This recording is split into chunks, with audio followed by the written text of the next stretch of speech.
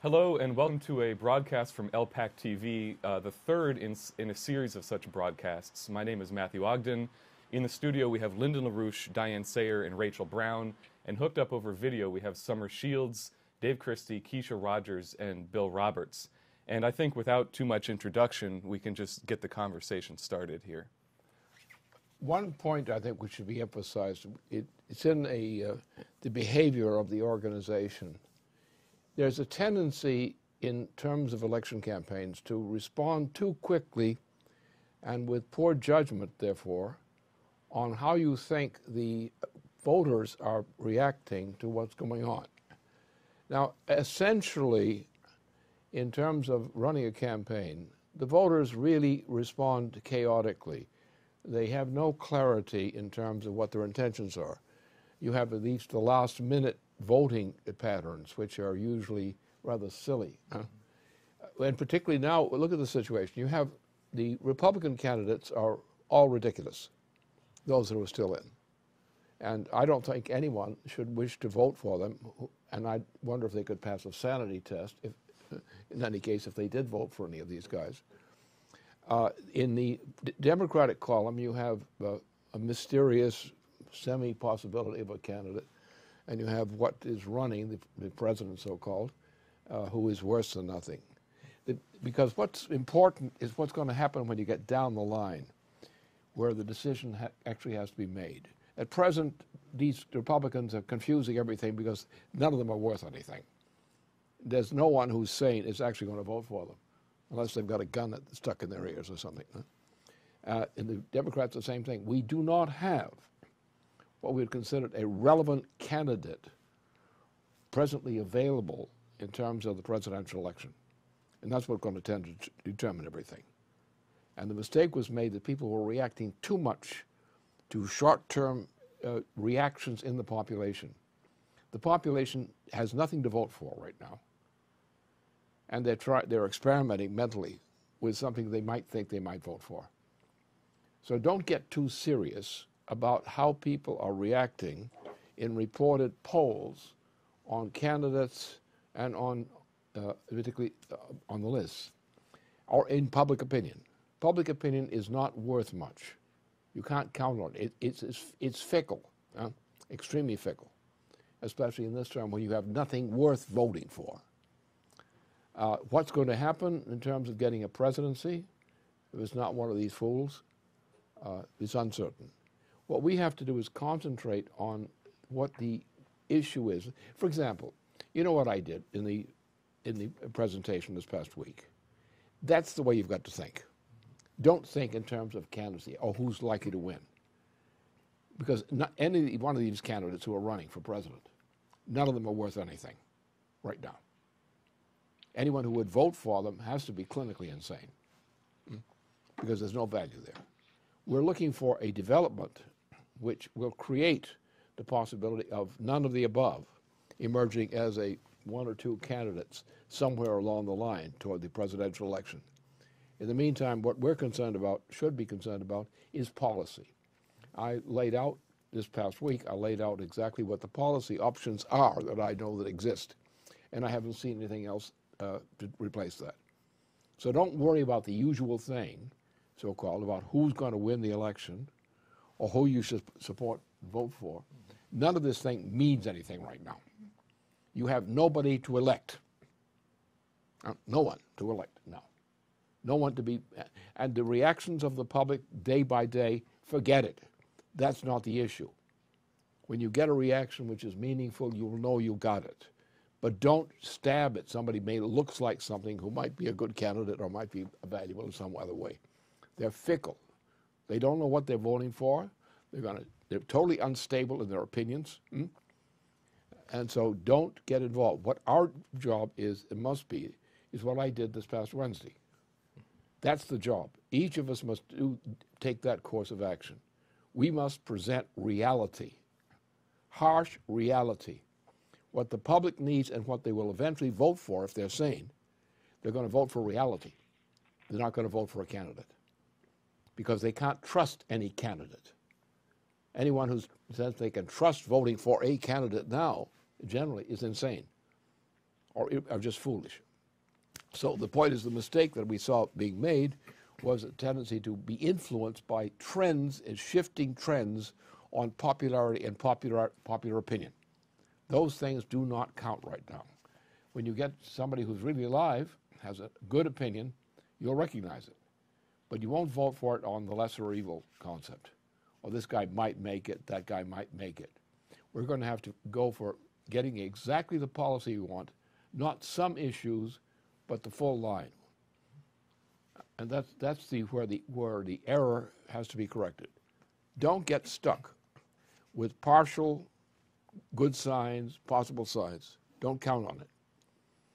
We're now going to try to get a movement inside the population, or at least some part of the population, which sets movement in motion, not trying to get signs of immediate short-term approbation. So that's my caution. So have some fun. Well, I'm glad you brought that up, because we were discussing earlier today that clearly the whole thing is an orchestration. Like, they boost someone in the polls, and then you found out he had sex with chickens or something, and then everyone gets demoralized. Or maybe it's a British depopulation plan, because everyone's going to look at the entire array of candidates and jump off a bridge, and by the time of the elections, there'll be no one left in the United States to vote, period. I mean, it really is astounding. You can't help but say this obviously is an attack on the American people, the entire array of candidates. Now, the point is elementary. The general population of the United States, the voters, have no conception in hell of what they should vote for or what they should put. They don't have the slightest conception. If they have good ideas on some issue, they don't understand what the whole thing is about. And it's like he may be a good driver, but he hasn't got, the windshield is all blackened out and he can't see where he's going. That's the sort of thing. So that's where we are, and we have to say that. We have to speak like that to the issue, because that's the fact. Don't try to make up some fact which is going to take the place of reality, which is what people often do in election campaigns. But now the very existence of civilization on this planet depends on decisions which are competent. And none of the candidates we see running for presidency, and most of the candidates we see running for office otherwise, really don't have a damn thing to say of any use in terms of the crisis that's facing humanity now globally. If you want to find out some intelligence, you have to go to China, you have to go to Russia, you have to go to Japan, you have to go to Korea, someplace like that. But keep away from the transatlantic region. They're all nuts. Well, Lynn, Yeah. Go ahead. Just quick.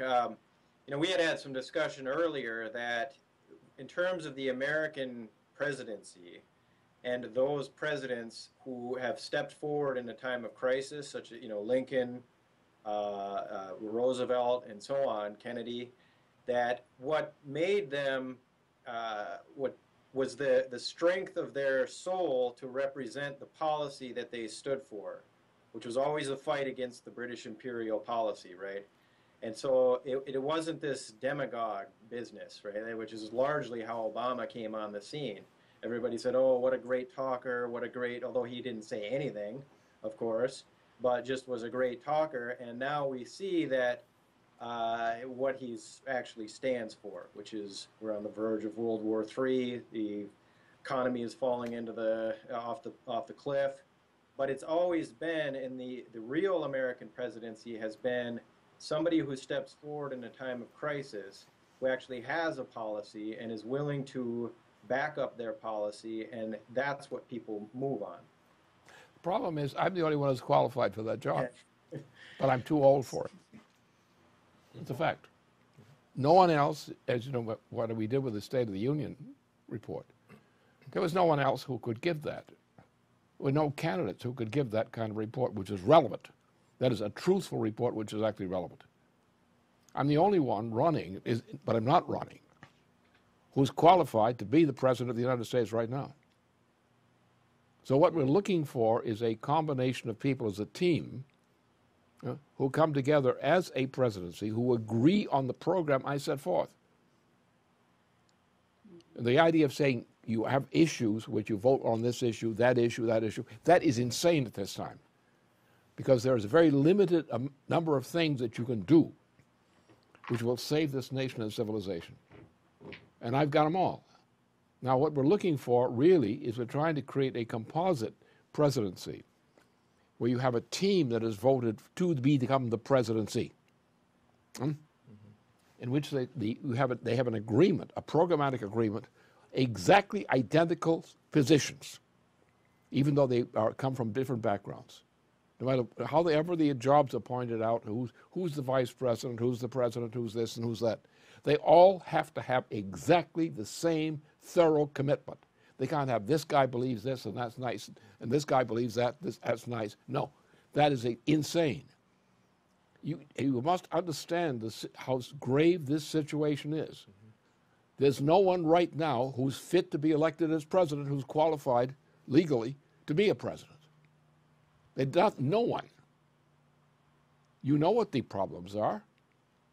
There's no one who has a conception of all these issues.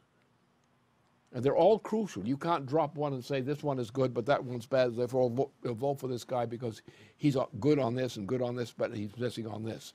You can't do it. This time you've got to have... And the population knows that. They know that there's nobody out there that's fighting for their interests and that is competent to lead this nation. And it's true. You know, you go out, we're out in the field every day, we're talking to people, and everybody comes up and they say, my God, what are we going to do? You know, the Democratic Party is insane. And, you know, you have Democrats that say, I'm a Democrat, but this president is destroying the nation. But you have the Republicans on the other side, and it's just a complete mess with the Republican candidates. And so the population, they know that they've been sold down the scrap heap here. They have been, you know, put in second-class citizenship and the problem is that they accept it. And this is what we're talking about here, why the survival of this nation and mankind overall is that there can be no more talk about issues. And we were talking about this earlier, that, you know, even in the Democratic Party or in some of the circles around, you know, some of the top layers of the party and other places, people are saying, look, this whole thing about talking about issues, gay rights, abortion, everything else people want to talk about, whatever, outside of what reality is killing us. And they see it. So, I mean, it is that people are looking for leadership. They're looking for people to stand up and tell the truth. And they don't see that, especially represented by any of these current political candidates. The problem is you guys are essentially, 6 of you, right now, are what must be the image of the president. Because nobody else has the policies required, and even you guys don't have them perfected. Huh? That's the reality, and that's the way you have to approach this. You're not trying to look for somebody else besides yourselves to become president. You're looking for you as a team to become typified by a group of people who is going to become the president. That's the only chance this nation has. And you have to operate from this point on. Now you've gone through a couple of stages with these sessions we've had here so far. Now you've got to start shifting your gears. You've got to think of yourself as, in a sense, epitomizing a collective president. And you've got to present yourself on that basis.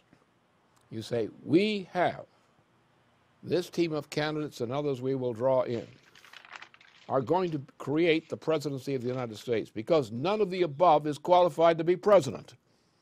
Not if you want a president who's going to play a role which saves this nation. So what you need is really a team. Now, you had something like that in the formation of the presidency of the United States in the first place. You had a bunch of people who came in. There were problems that arose over money and things like that. But you had a team that was actually, for a moment, under Washington and under the influence of Franklin, and particularly Franklin, you had a team of people who functioned as a presidency of the United States and solved the problems and created the Constitution. You don't have any candidates for president in recent times who have the qualification that the presidency had at the time Benjamin Franklin was shaping it. You don't have anything like that. You don't have a competent presidency from any source right now. I said I could do the job because you know what I'm talking about, the issues, what has to be done. But we don't have anybody who is running for president, and we have damn few people who are running for other office, in congressional office, who really has the qualifications, even a group of them, to be a president. They don't have it. You have people who have qualifications, excellent qualifications on this point, that point, this point, provided you have a presidency to make it tick.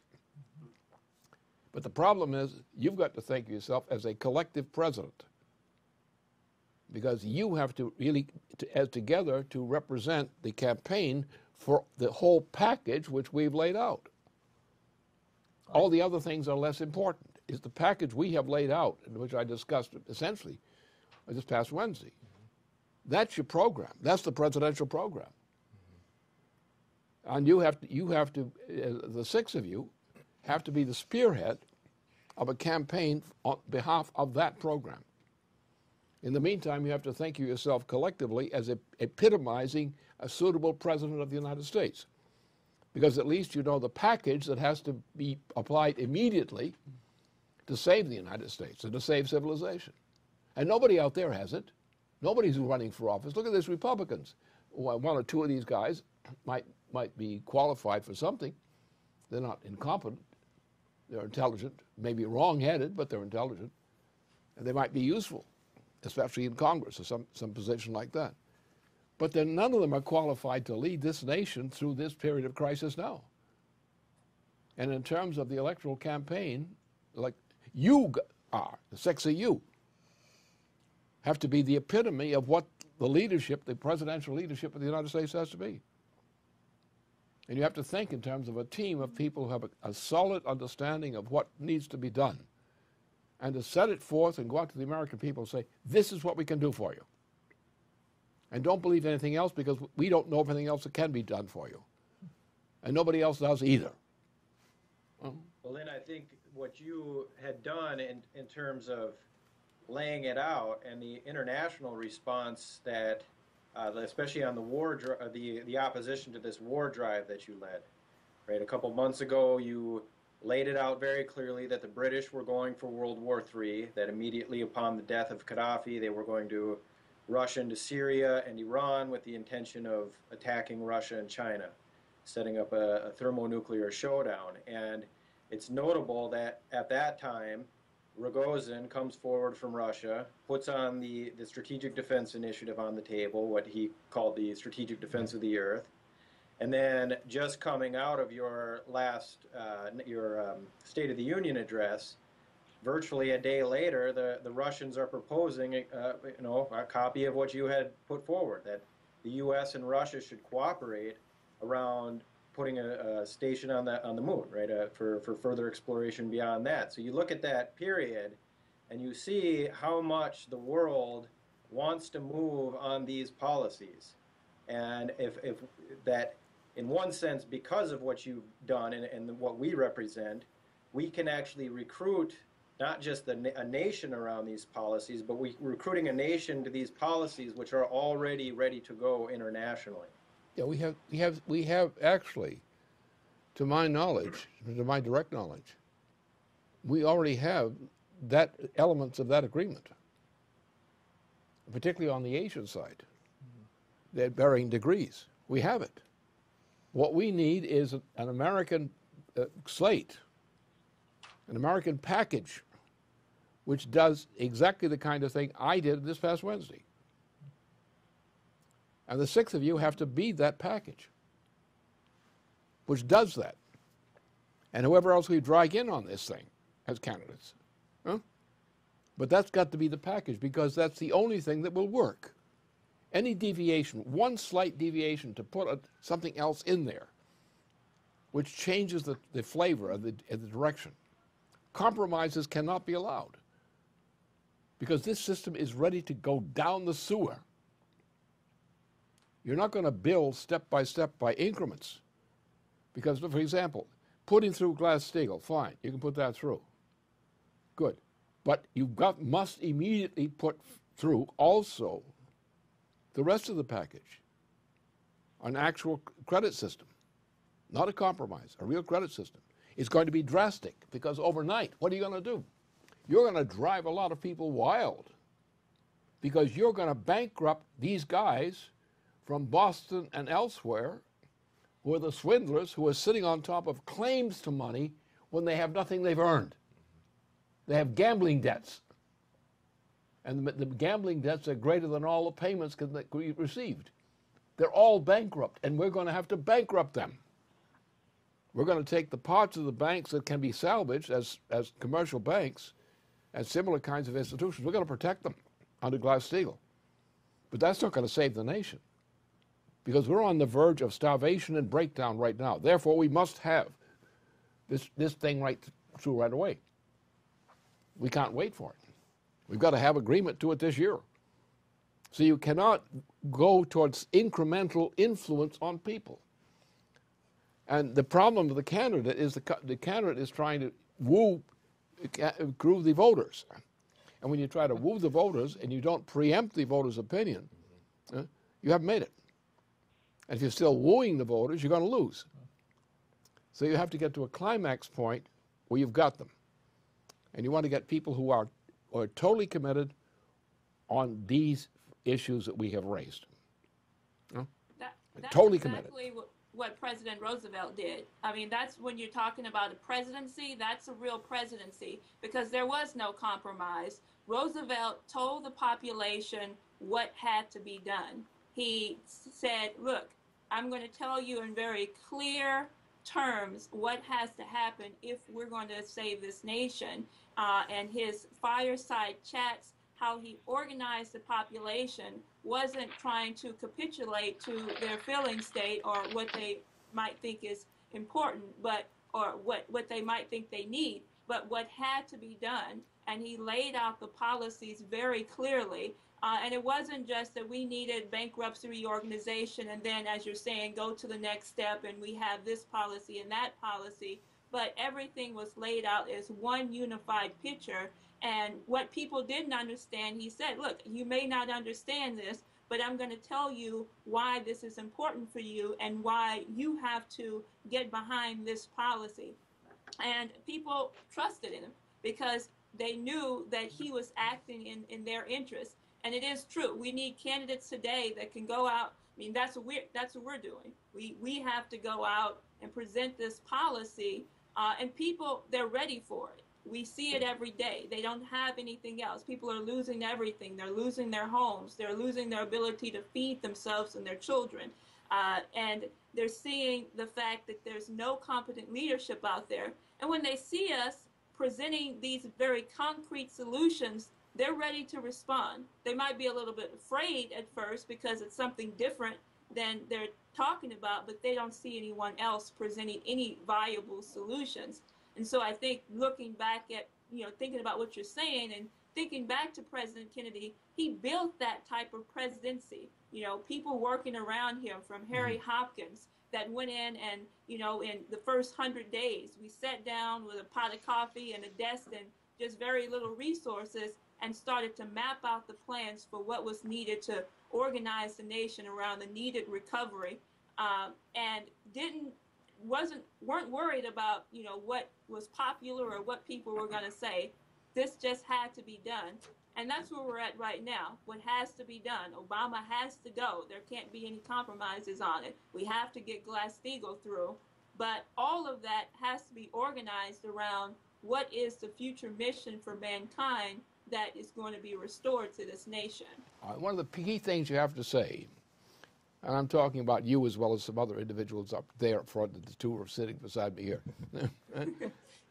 What you've got to say is what's important. You can't just approach this thing by getting the right points in. You've got to say, essentially, look, none of these guys who are running for president presently, or who seem likely to run for president presently, are fit to be president. So therefore, you don't have a single candidate out there running for president who's qualified to be president, whose election would not be a menace to the existence of the United States right now. That's the point. There's a difference between trying to make your points and the point of knocking the other guy down, which I was doing the other day, right? None of these guys are fit to be president. They're not fit. If there were no one else for president, they're still not fit. And you've got to be fit. And you've got to say, look, we, some friends of ours, we do have the commitment. We do care. As a group, we are qualified on policy. These guys are not qualified. The Republican slate is a dirty joke. The present candidacies for the presidency of the United States on the Democratic side is a joke. A dirty joke. And you guys are out there going to try to choose among these dirty jokes? Or do you want something that will work? Do you want somebody who can do it, who can deliver it, who's committed to it? Well, then I'd like to bring something up on that point, because I think people do understand that these people are incompetent and they are, very hungry for the solution. And so when we are presenting what you laid out last week, they're very moved, especially when they get an idea that they can understand economics. Yeah, right. Because people are very, frustrated that we keep bailing this crap out when they know that there's no solution in sight with that. So they're frustrated. But if we bring up these notions of scientific principles of economy, such as energy flux density and what a Mars mission will do for the rest of the economy, then they can understand it. And just one, then they get excited because they see a tangible, light at the end of the tunnel. But they're looking for commitment. Mm-hmm. What they're really looking for is commitment and competence. Two things. The first thing is commitment. If you're committed, they're going to be interested. If you say that you're committed, look, the problem is there's no one that I could in good conscience vote for president for now. There may be somebody hidden out there. But what's on the slate, nothing is qualified to be president. In fact, electing any of them would be a menace to the United States. We already have a menace to the United States in terms of the current president. These guys could be almost as bad. Right? So therefore, we need a presidency, which means a presidential candidate or president and a group of people around that president as the national leadership who's going to ram this program through. And we're not going to lynch because somebody says, I have some money invested in Wall Street and I have a right to have my money. You don't have a right to have your money. You already stole it, you damn fool. You made a gambling bet. You bet in a gambling house and you lost. Nobody owes you anything, buddy. And that's when you get that clear across, I'm suggesting that you have to be not candidates. You have to be super candidates. Delivering the super candidate message. And I will do my job on this case to make sure that you have the information and the approach to deal with this thing as a candidacy. But the six of you, plus whatever we drag into this thing beyond, is going to be presented as, and everybody's going to know it, that these guys you're giving options for are no damn good. They're no good for your health. They swindled you already too much, didn't they? Or they either swindled you or they didn't do anything to save you from the swindlers. They all backed down to the swindlers. And you're trying to say you can represent something? Well, you can't be trusted. We gave you a chance year after year after year. And what did you do? Year after year, you made everything worse. Especially at the beginning, of the past decade. We've had, ever since George W. Bush Jr. came into office about a dozen years ago, everything has become worse. And what have the people done in the Congress to deal with this mess? They created it. At the end of the administration, the previous administration, everything was going down. Bill was coming out of the ropes, what he'd been put through, which was a fraud in itself, and nobody really defended him properly. So since that time, since Bill was put through the ropes on the impeachment charges, we have not had a president, nor had we had competent leadership in this country.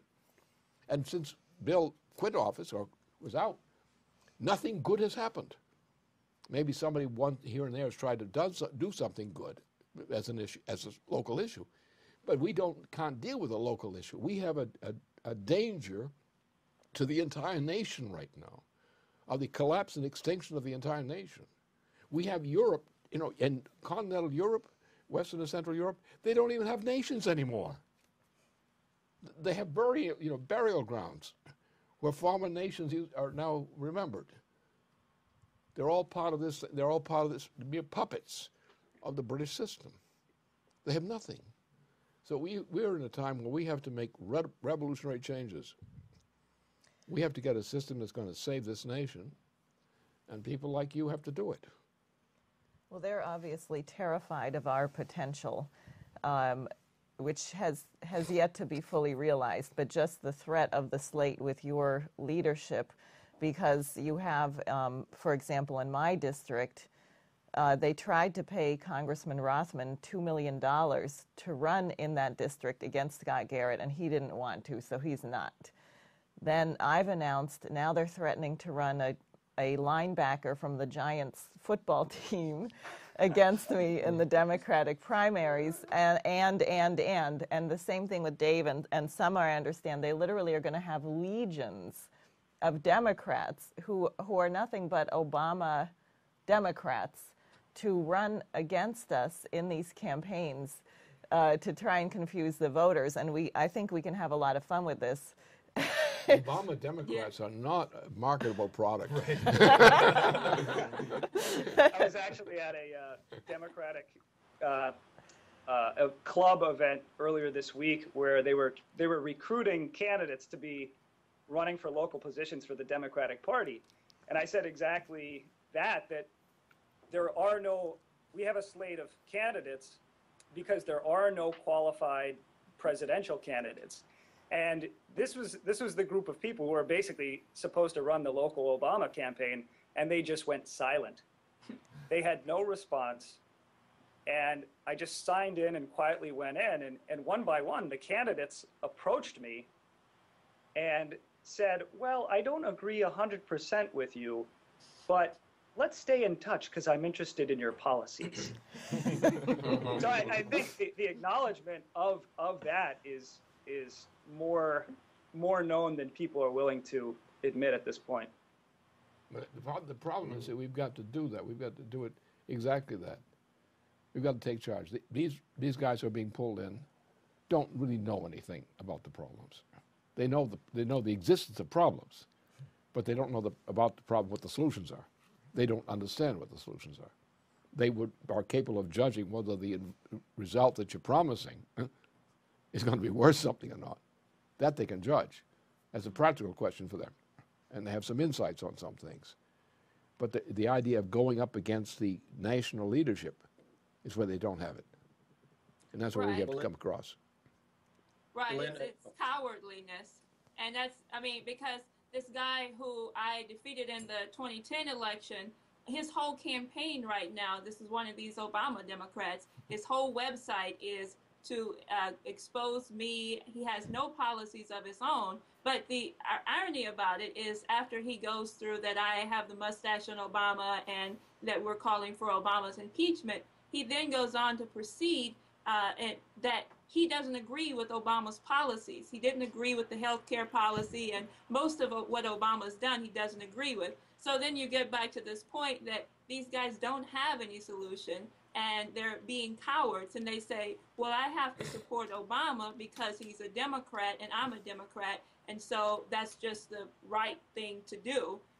When they know that this guy is not only destroying the Democratic Party, but he's a puppet of Wall Street. He's destroying the entire nation, and if he's not gone, then they're gonna say, what are they gonna say? I supported Obama in launching World War III.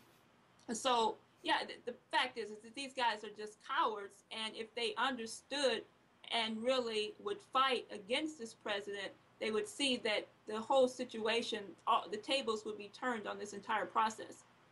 Well, also, we had this discussion earlier, which is we have to go after these presidential candidates and these other candidates that have zero clue of what to do. Mm-hmm. But because of the last 40 years of the cultural decay of what happened with the baby boomer generation and going into decay culturally, and then of course now their children into even more depths of decay, that if you do not attack the cultural axioms and effectively, as a parent would give a spanking, although I don't suggest the boomers might get excited about spanking, but in terms of just going after their axioms and saying, look at what this has brought you, look at what monetarism has brought you, look at the cultural and collapse of the economy as you adhere to this monetarism, look at environmentalism, what it's brought to you, a complete destruction of any notion of the future and so on. So I think that we have to be very clear that we have to go directly at these axioms, directly at the cultural decay, since the death really of Kennedy as a key marker point. And as we're putting forward the policies, the future-oriented policies with the Mars program as the key driver, it has to be synonymous that yes, this is where we can go, but if you're not attacking the evil of the cultural decay, then it isn't going to matter. You have to hit that head on. What you guys have to do, I'm emphasizing this, we can generate largely out of the basement crowd. Because, for example, we have NWAPA. Now we're on top of the NWAPA project from a scientific and other standpoint, because we're looking at it not just as NWAPA, a full NWAPA, yes, but we're also looking at the Arctic. And you cannot really deal with this problem without taking into account the Arctic. You've got to deal with the fact with Russia. Now we have an implicit offer of an alliance with Russia. This is what we're dealing with. We're talking with leaders in Russia about policies, and this is like pre-cooperation kind of thing. If we can get cooperation, we'll have it automatically. Things will begin to happen right away. We have things in other parts of the world like that, particularly on the Asian side, the Asian Pacific side. Things are wide open. We have a situation where in Europe, you see our little Italian campaign, which is not so little in terms of its impact, which in Italy, we have Greece is blowing out. We have Spain and Portugal are about to blow out. The French situation is impossible. We have a world situation. We have a map, and a lot of it is centered in the basement operation. We have a map of things that cohere that need to be done. What we really need is the funds, essentially, to produce the kind of video material which we can take around and park around with us everywhere we go with a full program. We need to develop right now, and we've got to find the funds to do it. We've got to produce a material which is the full package of the program. We've been rebuilding it, haven't we? Piece by piece. Now we've got to go to a new phase. You guys are ready to do it now. Yeah, and just to say on that, we do have the government in the wings already. With NWAPA, we just completed a 3-day seminar right here with a whole array of experts from all over the country on every single element of what has to happen to build NWAPA, and they hashed the whole thing through. And we've got the entire team already assembled. So, yeah, right. Now we've got to produce the videos. Right. We've got to produce the videos which contain the individual elements, but also the totality of the program. Right. So we're going to go out for an really independent campaign in this way, not just going out to trying to start from the bottom and build your way from the bottom up. You've got to build your way from the top down. Mm-hmm. When you're few in number, you have to build from the top down, not the bottom up.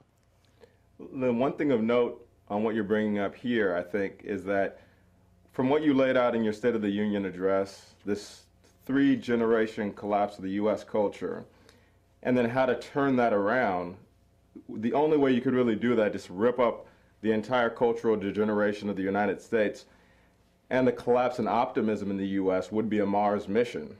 And I think that when you look at the grand scheme of things, what you're bringing up here with what the basement's working on, the scientific research they're looking at, when you start to look at the vastness of the galaxy and the universe, a short hop trip from the moon to Mars is like a small short trip compared to the vast galaxy we're looking at. 1 week. And it's short, but we're talking about a Crab Nebula, which isn't even that far from us when you get into that. And then you've got a whole other vast galaxy. And then we get outside of the galaxy, and I think that when we come at it in our own minds from that standpoint, then as you start to look at conveying this to the American people, it's very easy, because they want something bigger than what's being presented to them by all these candidates. There's nothing being presented to them. They want to get some sort of sense of a return to a John F. Kennedy mission, and that rings with people. They have to understand, I think, that we already have things in the making. That Russia already proposed the Bering Strait project, as we're bringing up here. Roscosmos, the space organization in Russia, they've already said, let's go to the moon, let's go to Mars, as we just talked about. These projects are ready to go now, but the news, as you said, you have to go to Russia, you have to go to China to get the news. None of this is getting out to the American people. And sometimes we can take for granted the fact that we know this, but then the people out there have to do it. So I think that there does have to be kind of a 1-2 punch in all of this. On the one hand, we have to go out with the courage, and we have to say, hey, Obama's got to go. We're going straight up against the Democratic Party. I'm running as a Democrat, but that doesn't mean I'm going to kiss the butt of the Democratic Party. And you have that courage. But then on the other hand, you say, here's what we're going with. Here's the positive mission. People respond to that. And they go, okay, I just got smacked twice, and not just once. And they respond to that kind of courageous activity. I think that's where we have to go. You have to go further than that. Because you have 4 generations of degeneration in the United States. And you cannot come up with suggestions on point-by-point issues which are going to succeed, because the population, by and large, is demoralized. There's hardly a member of the Senate, maybe a few, maybe here and there, on some things which are strong. We have, of course, the Joint Chiefs of Staff, in which you have some in the military who are strong on these issues. But the typical American, particularly the poor guy down there in the teenage level and a little bit, up to that early 20s, these guys have got nothing. They don't understand anything. They will respond to a suggestion on a particular point, and everybody will try to appeal to them on 1 or 2 points that they think they can sell them. And what we have to do is preempt the situation. And we have to take an operation which is like a major military operation by a real command, like the way the United States went into a couple of wars. The military leadership went in with a full command, a full plan. It was not a gradual long-term war plan. It was a finite policy to win a war and understand all the things that had to go together to win that war. And you presented just like what happened to me when I was walking the streets of Manhattan on December 7th, 1941. The president had held back on defending the United States against Japan because the American people in general were not ready to defend the United States up to that moment. It was only after the word of the attack on Pearl Harbor and the sinking of U.S. ships and so forth had occurred that in that same morning, 2 or 3 hours later, in Manhattan and elsewhere around the United States, you had a massive turnout of volunteers volunteering for military service. Before that, you would not have been able to mobilize an effective defense of the United States. The same thing applies here. You have a completely disoriented population. If you get a favorable response to them, it doesn't worth anything. You can't act on it. You see this. You talk to people on the streets. You can find all kinds of people who will agree with what we say. When you raise issues, they'll agree, but they won't do anything. The key thing in this is you've got to get a program where people are committed to doing something, not just talking about it or approving of something, not giving a guy a chance to see if he can do something. You've got 3 generations of Americans who don't have the brains and guts in an organized form to rally to defend this nation against the kind of problems we face and the world. What we have to do is we have to go out there not by building on issues and appealing to support based on issues. We're going to take the space program the Mars program. We're not going to do any fooling around. We're going to say, look, this is not going to happen, and the full result is not going to happen immediately. Just like NASA, the NASA's program of going to the moon did not happen immediately. Now this involves driving at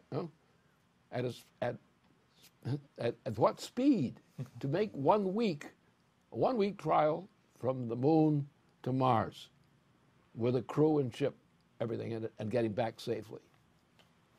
It's by presenting that in a clear way that you will make people, startle people, and get them to think real, not to attract their sympathy, but foster their enthusiasm. Well, why the hell are we fooling around with this? What's going on with it? Well, we're going to build stations in tunnels on the moon. You know, there are tunnels on the moon. We're going to build up these tunnels on the moon. We're going to build up a baseline, because, you know, if you try to fly directly from the surface of the Earth to Mars, you got a problem, buddy. Mm-hmm. We can do it, but it's not very efficient. We can do it at this kind of speed.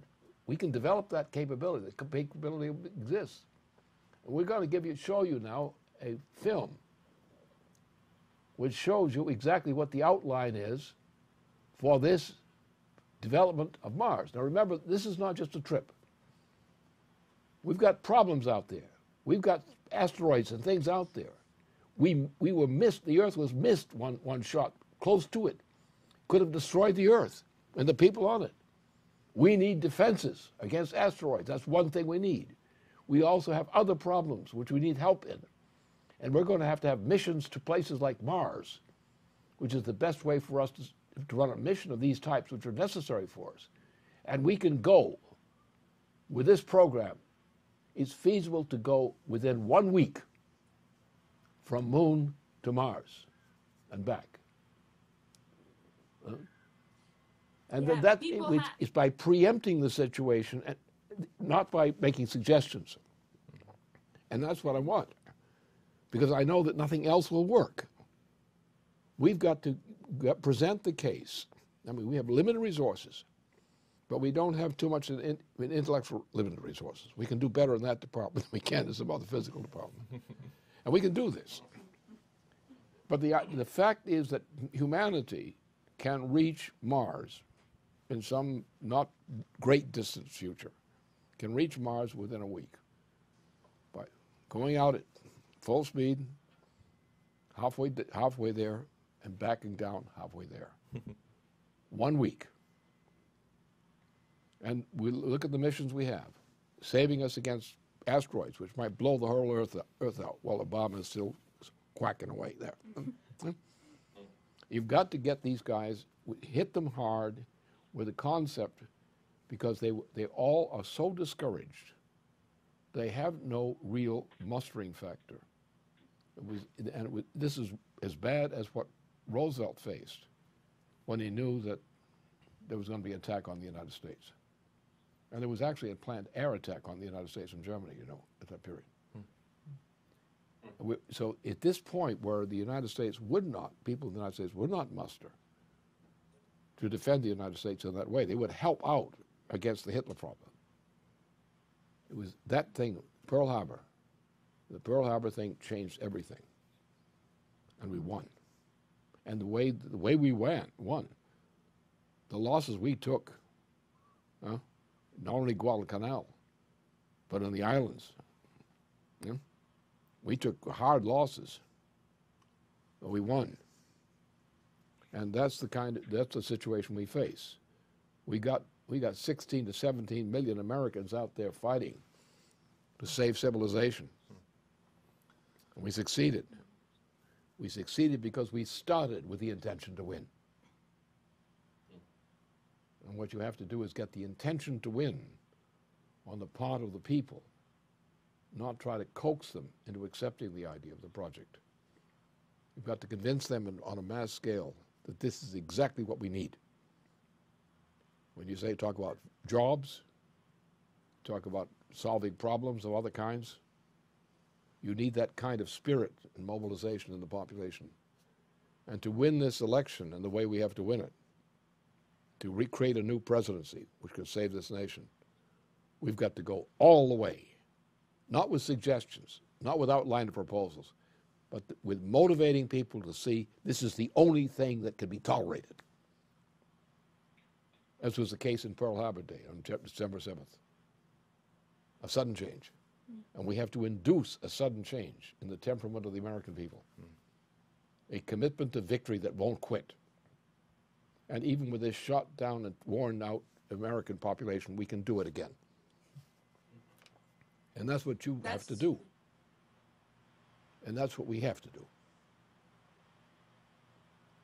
You have to save this nation from what is imminently right now. Right now, if we don't do anything, the United States is going to be destroyed and the people in it too. So it's about time we stop, fooling around with this also-ran, these nice suggestions, this influencing, peddling. We got to go in there and smash this thing wide open. And we can do it.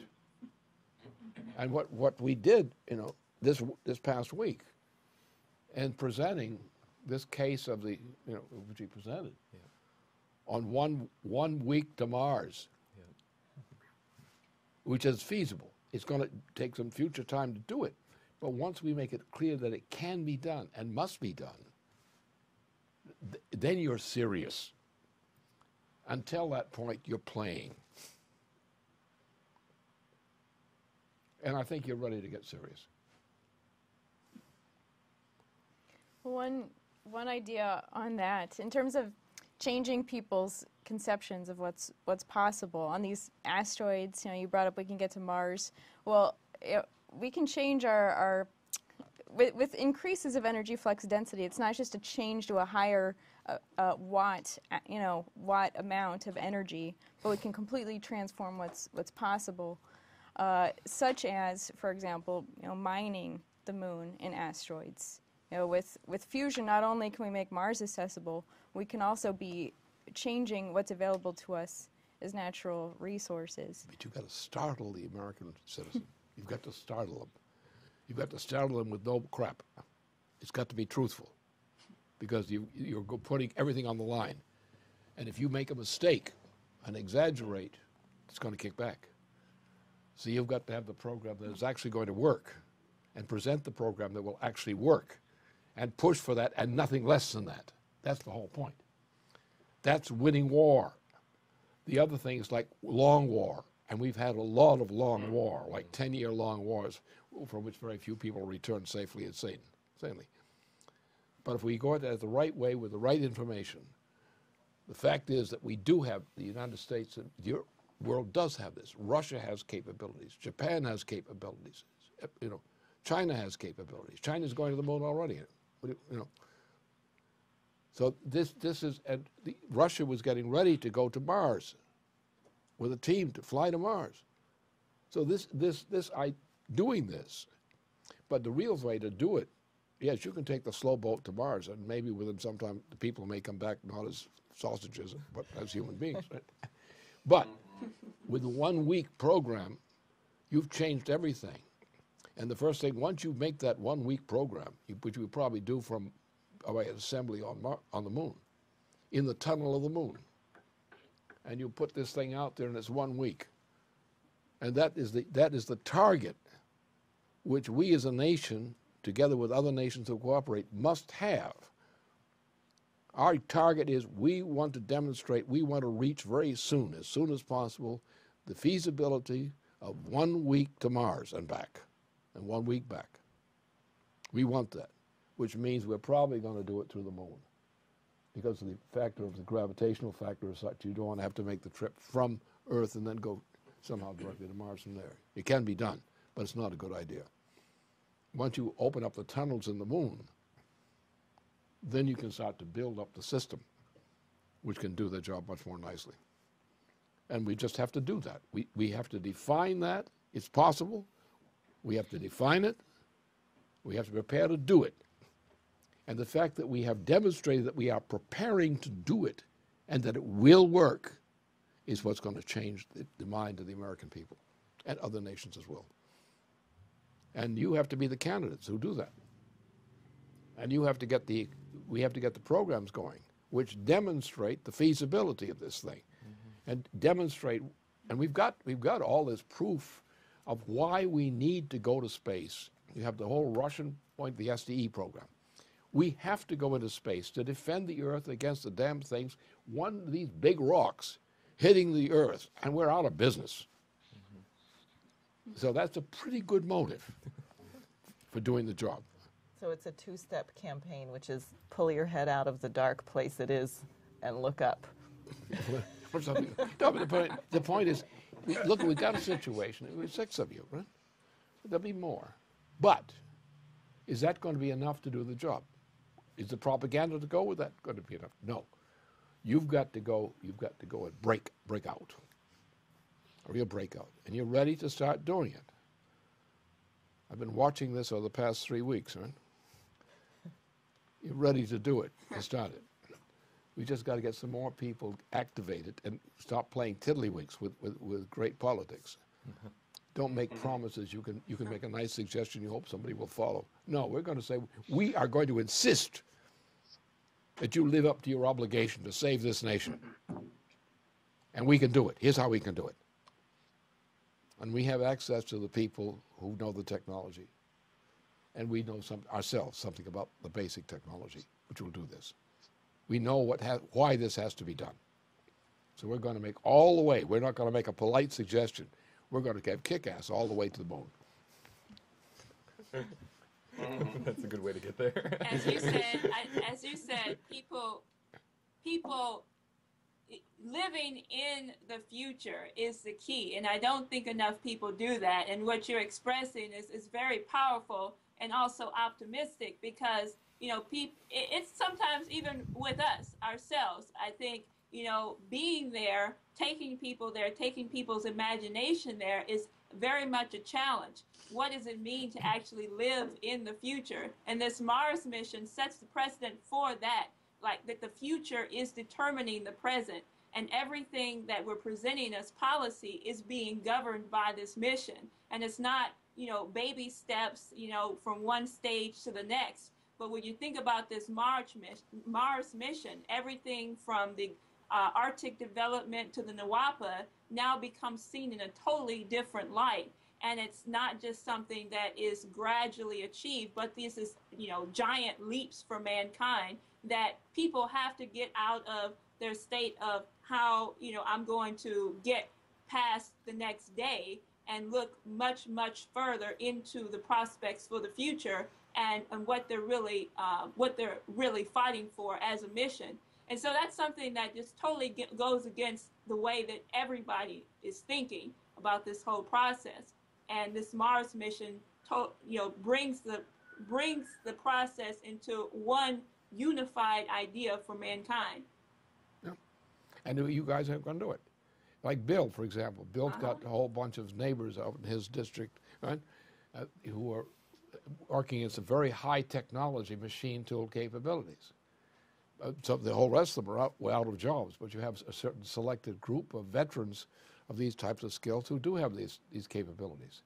And what you would think about immediately when you think of like a project like this, you're thinking about drawing people like that into this kind of project building. Yeah. That's exactly what we need. So we're thinking about recruiting, how we're going to recruit the labor force, which is going to implement the kind of job that has to be done. We will have, from Russia, we'll have the capability of the scientific cooperation on what they know and what they can do. We've got, China will be more difficult to deal with. Japan, we certainly know how to deal with. Korea, which has some very fine technology there. We're going to be opening up that side of the Pacific for major work. Russia and other countries will be involved in that. So we have the perspective of a shock wave effect, like what Roosevelt intended and what Roosevelt's experience taught us, of turning this world around, cancel all this worthless garbage debt, get people back to work, dig out the skills that are needed where they exist for great projects which will revive the economy, and in the middle of that, take a driver program. like the SDE, which the Russia came up with. Take a driver program and a Mars mission orientation and a great weather system. We don't know how to deal with the weather yet. We're getting into very dangerous galactic conditions, and we have to learn how to deal with these things. So start getting people to think about how they are not looking for a job. They're looking for the moral satisfaction of making a contribution to the future of humanity. And that's the way we organized for World War II and for the Roosevelt movement. We can do it again. But you have to think of yourselves, of the people who can do that, and get other people involved in thinking that way. That's what we need. I think you're ready to do it. You just have to think another week and go at it some more. Okay. Next week you'll be in better shape, and the week after that you'll be prime shape. I mean it. I'm serious about that. We know. Good. Okay. I think we've got a lot of work to do. So thanks for joining us, and stay tuned to LPAC TV.